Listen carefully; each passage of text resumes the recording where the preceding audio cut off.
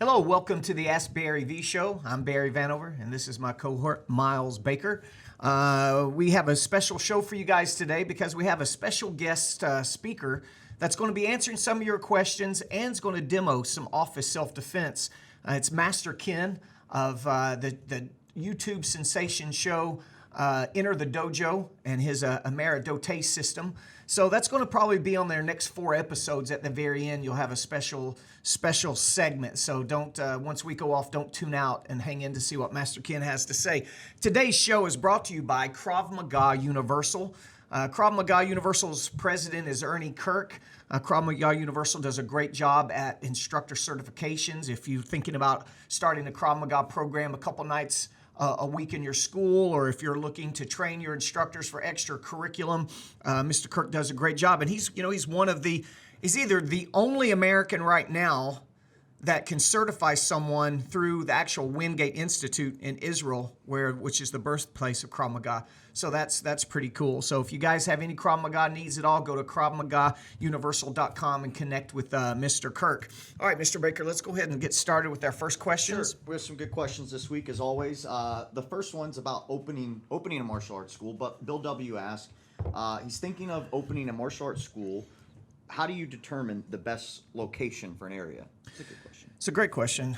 And you know what? I know thriving martial arts schools that are actually in terrible demographics. Okay, so this is a really tough question because you don't want to say anything that would stop someone from spreading the martial arts in a community just because the demographics were bad. But we also have to be realistic as business people and know that if we do certain things, it's going to make our business more profitable and a lot easier. It's the best chance, with right? less work, has the best chance of really thriving and surviving. And first off, I would consider what we call the 60-40 rule. 60-40 rule is, I like to be in an area that has a combined household income of at least $60,000. And I like for there to be 40,000 people within a 5-mile radius to give that business some really good demographics for success. Other things that realize that others have done research for us. So when you're going into a shopping center and there's a high-end anchor there, or there's a big elementary school down the street, those people like Kroger's and Publix and Target and all these people, they've done the demographics for us. They knew a long time ago that was a great area, or they wouldn't have opened up there. So anytime you can put your martial arts school in proximity with great elementary schools and great other businesses that have done the research for you, I think you can't go wrong with that decision of the actual location. So you've got your demographics, the 60-40 to consider. Then you've got the actual space itself and location to consider. And I would think that, remember, location is always more important than the size of your facility. Too many times, martial arts guys, we want a big, massive location. We want lots of square feet so we can have our cages and rings and equipment and things like that. But, usually in order for us to afford such large square feet, we usually sacrifice location and we end up in a place that's hard for us to find or off the beaten path, which we have to spend more money in marketing. So you're going to spend money one of two ways, either in rent and be in a prime location, or you're going to have to spend it in marketing to people to find you in what is less than a prime location. And then just remember, really, location is everything. Location, location, location. So those are some, not necessarily hard, fast rules, but definitely some tips for this gentleman, Mr. Bill, to consider. Like you said, you're going to have to spend more money marketing, but so much advertising and marketing, a lot of times a gamble. Location, you're not gambling. Right. You know what you got, right? So yeah. I agree.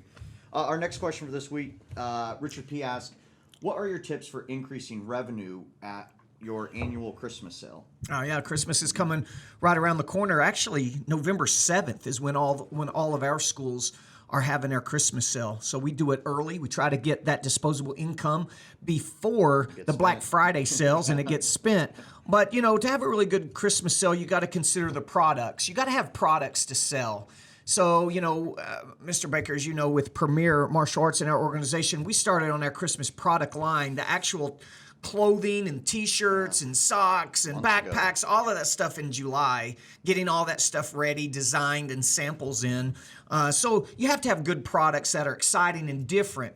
You know, a school that sells, like for us, we sell an equipment package with every single basic membership and upgrade membership. So we sell the student really all the equipment they're going to need upon sign up. So that leaves us with what do we really sell them at Christmas time a lot of times. So that's why we work hard at going off and getting some specialty items that we know that we could sell. Now, don't forget also something we find is we'll make big posters of all the items that we have for sale. We'll have those displayed on that Saturday the 7th, and all of our staff will become these little personal shoppers. When a parent comes in and a family, we'll walk them around with a clipboard with an order form around each individual poster, showing them all of the merchandise and kind of help sell in the idea of, oh, these socks are amazing. Would you like to see a sample and feel it and touch it? Or, you know, this water bottle's awesome. You know, it's got the new sublimated outside, and just spark ideas for them to purchase.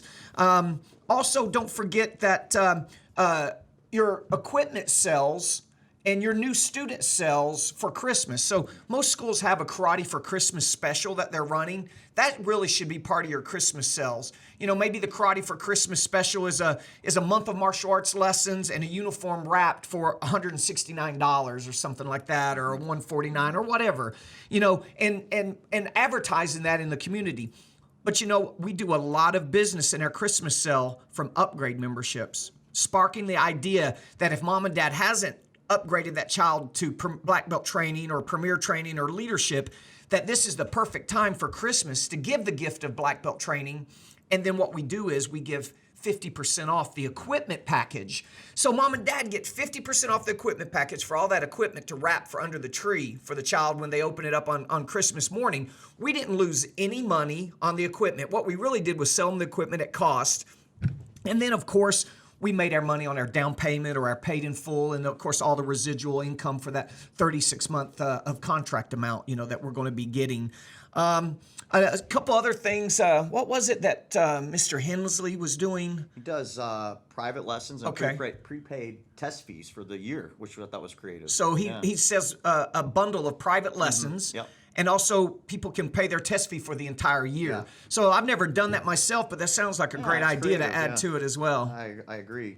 So like you said with upgrades, you know, if a school owner hasn't established those upgrades or those equipment packages, you're doing yourself a big disservice all year, but definitely this time of year, because it's about the stuff. It's one thing, I think, for a kid to get a black belt training program, he or she gets to go to black belt training or premier training, but it's another thing to have that stuff under the tree. Right. Much more attractive for a parent to buy at the Christmas sale. And guys, parents are looking for what they're going to get their kids for Christmas. Oh, yeah. They have to buy stuff, Yeah. period. They got to spend the money. So, you know, when you can provide them something exciting as the equipment, all the equipment that's in an equipment package, the samurai sword, the kamas, the new uniform, the alternate uniform tops and the t-shirts and the sparring Yeah. gear and all that stuff, man, what a great Christmas. We really, every December is huge upgrade month for us.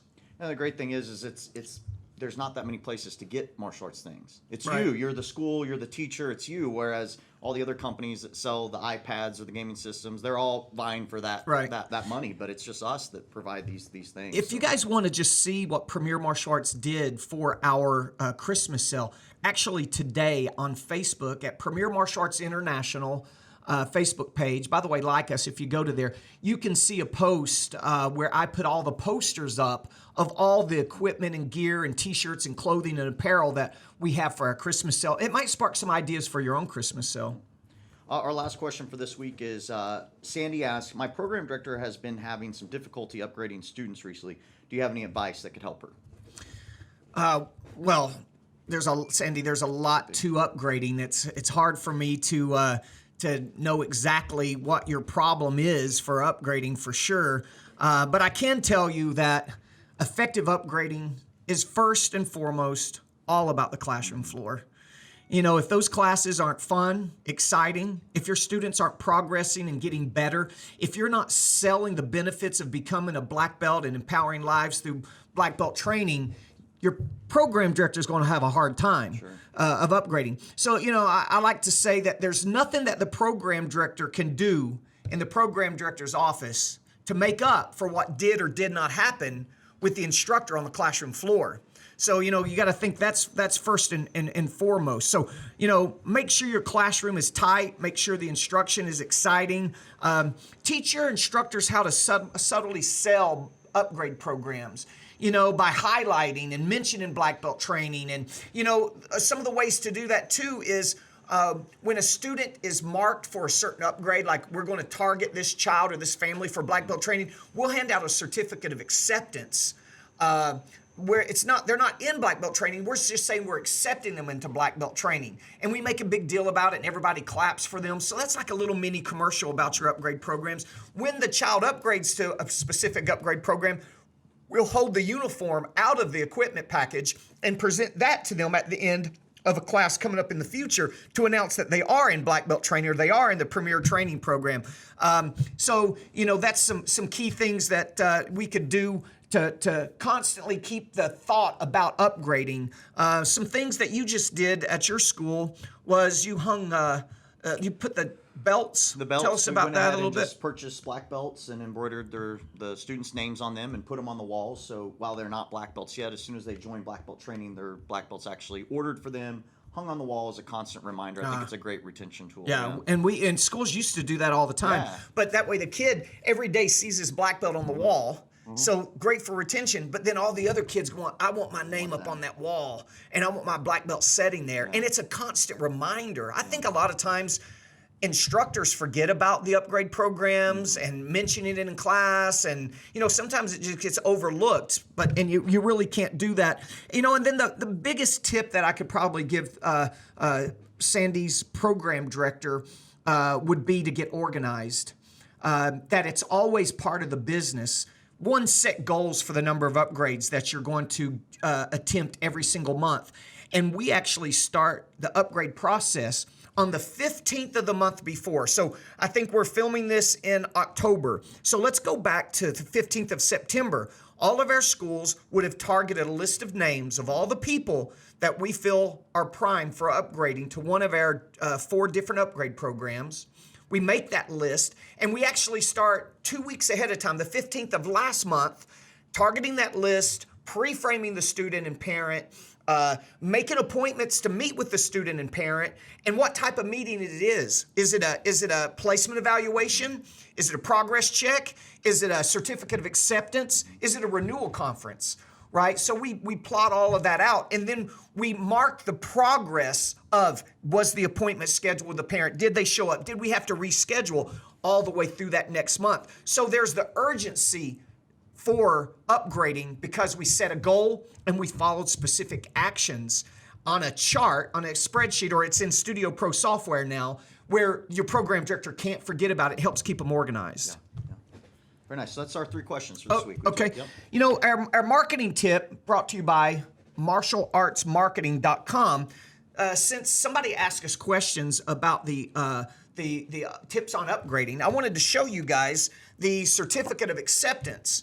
So you can order these, and we can design these at martialartsmarketing.com. They can design these for you with your logo and your name on the and your information on the certificate. But this is exactly what we would give out at the end of the class. So while we're doing announcements and all the kids are lined up in their rest stance, we'll bring up 2 or 3 kids ever so often, and we'll award them the certificate of acceptance, and we'll take pictures with the child, with the mother's cell phone, and make a big deal about it. And this is an example of our premier training program, which you can see this on the screen. I'm sure that Sean, our tech guy, is going to put this up for you guys to see. And again, it's just a great marketing tool. And marketing is not always external marketing. Marketing is internal marketing when we're about all of our upgrade programs. We have to market those to our existing students, and that is an amazing tool that you can use also. Now, one more thing is I wanted to highlight. Last weekend, we had our big martial arts management group and Premier Martial Arts Great event, yeah. Business and Training Symposium for 2015. 315 plus people. Amazing martial arts happening all across the facility, business seminars, workshops. It was an awesome event. We're going to have some of that footage for you guys on our website, free for you guys to watch at martialartsmanagementgroup.com. And we had Master Ken come in, and he was at our awards and banquet dinner, and he came in and he filmed some cool stuff for us. So like I said, you're getting ready to watch him answer a business question and do a fun self-defense technique, what I think he called it office self-defense or something, and that'll be part of the next 4 sessions probably or so, 4 or 5 sessions, okay? All right, so we'll move on to Master Ken, and we'll see you guys next time. The following are not the views and opinions of Barry Vanover, Martial Arts Management Group, or Premier Martial Arts. The following is for entertainment purposes only and is funny as hell. If you are easily offended, insulted, or just a crybaby, please stop viewing now. Hello everyone, welcome to the Ask Barry V Show. I'm Barry Vanover. Today's show is brought to you by Century Martial Arts. I have a special guest today. I'm not going to be the one answering the questions. I'm actually going to be answering the questions to Master Ken, Grandmaster of Ameridote System. And Master Ken, Ameridote, what style is this? What country did this originate from? Well, as you can probably tell from the name Ameridote, it is from America. It's basically a combination of all the best parts of all the other martial arts in the world with none of the weaknesses. That's why we like to say best of all, worst of none. Best of all, worst of none. Nice. He always does that. Now you're 11th degree black belt. I've been in martial arts a long time. I've never heard of 11th degree black belt. So what is 11th degree black belt and how did you obtain such a rank? Well, an 11th degree black belt is 1 degree more than a 10th degree black belt. And basically, because Ameridote is so powerful, it's difficult to contain all of that strength and power and technique into 10 degrees, so we had to create an extra one. And much like the mountains that are being discovered, it seems like every year they discover a mountain that's taller than the tallest mountain that we thought we knew about. And so we're discovering more powerful techniques every year in Ameridote, so I keep having to go higher and higher up. And who promoted you to 11th? I did. You did, okay. Yeah. And do you think it'll ever get any higher than 11th? Oh, absolutely. We're getting ready for a big promotional ceremony. It's top secret stuff, but I will be ascending to a whole new level, possibly even a new color of belt. Interesting. Well, you know, in Premier Martial Arts, we have 78 locations across the United States, thousands of martial arts students.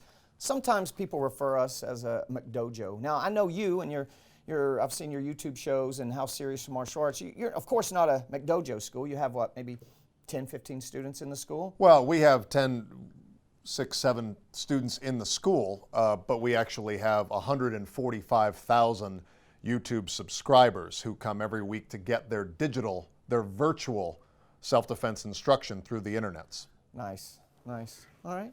So, Ameridote, can you give us examples of this style of martial arts a little bit? You know, you can either show us or explain. It'd be better if you show us some stuff, you know? Oh, sure, yeah. Let's go ahead and see. Why don't we just do, we've been working this month on situational awareness, okay? Just because a lot of people don't realize that the street fight doesn't always happen in the street. Sometimes the street is in your office, okay? So let's say that you have a conflict with an employer or an employee, somebody's getting out of hand. He's coming at me in an aggressive manner. I'm just gonna look around and see what we can use here. For instance, we have staplers, okay? Say he throws a right-handed punch. I'm gonna go ahead and block and then just flip this open, okay? I can hit him I can take that, staple his temple a little bit.